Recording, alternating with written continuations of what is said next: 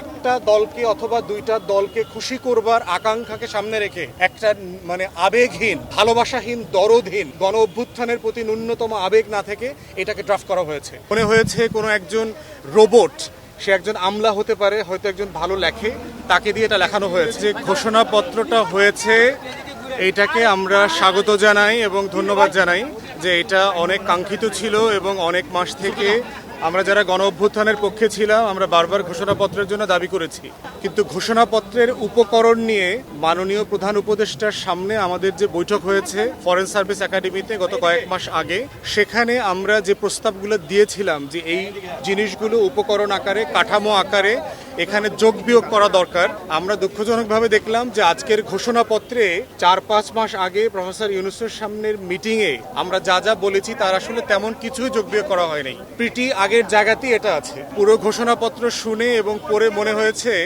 যে এখানে গণ অভ্যুত্থানের যে দরদ, ভাষার ভিতরে যে 1400 শহীদের প্রতি যে আবেগটা থাকার কথা ছিল, এর পরতে পরতে বাক্যে বাক্যে প্যারাতে আমি সেই কোনো দরদ দেখি নাই। শব্দগুলো পড়ে সেটা মনে হয় নাই। মনে হয়েছে কোনো একজন রোবট, সে একজন আমলা হতে পারে, হয়তো একজন ভালো লেখে, তাকে দিয়ে এটা লেখানো হয়েছে। গণ অভ্যুত্থানের যে আকাঙ্ক্ষা, স্পিরিট এখানে আমরা দেখি নাই। তৃতীয়ত হচ্ছে, এটা পড়ে আমার কাছে মনে হয়েছে যে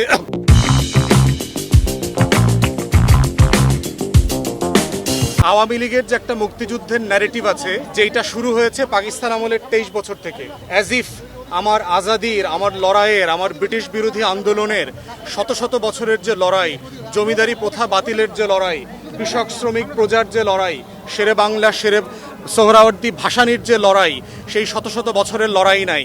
পাকিস্তান আন্দোলন, লাহোর প্রস্তাব, ঢাকা বিশ্ববিদ্যালয় তৈরি করা, মুসলিম লীগ তৈরি করা, এই পুরো যে প্রসেস ব্রিটিশ বিরোধী আন্দোলনের, তার কোনো উল্লেখ আমরা এখানে দেখি নাই।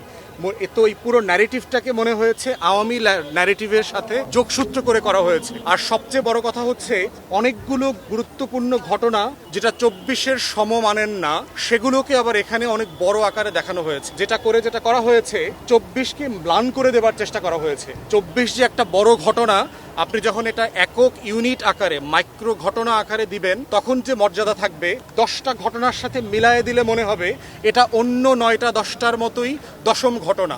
এই ঘোষণাপত্রটা পড়ে আমার সেটা মনে হয়েছে। এবং সর্বশেষ যেটা আমরা দেখি নাই, সেটা হচ্ছে ঘোষণাপত্রে একটা গাইডলাইন থাকে। যেহেতু এই ঘটনাগুলো ঘটেছে, সেহেতু এই রাষ্ট্রটাকে আমরা আগামীতে কোথায় নিতে চাই, কিভাবে নিতে চাই, যেটা জুলাই সনদের মধ্যে আলোচনা আছে, এটার কোনো ইঙ্গিত এখানে দেয়া নাই। তো সবকিছু মিলে মনে হয়েছে যে একটা দলকে অথবা দুইটা দলকে খুশি করবার আকাঙ্ক্ষাকে সামনে রেখে একটা আবেগহীন, ভালোবাসাহীন, দরদহীন গণ অভ্যুত্থানের প্রতি ন্যূনতম আবেগ না থেকে এটাকে ড্রাফট করা হয়েছে। তারপর আমরা এটাকে স্বাগত জানাই। আমরা বোধ করছি এখানে যে ঘাটতিগুলো আছে সেটা সনদের মধ্য দিয়ে যেন পূরণ হয়, সেই ভাষাগুলো যেন ওখানে আসে এবং আমরা যেন সেই স্বপ্নটাকে দেখতে পাই।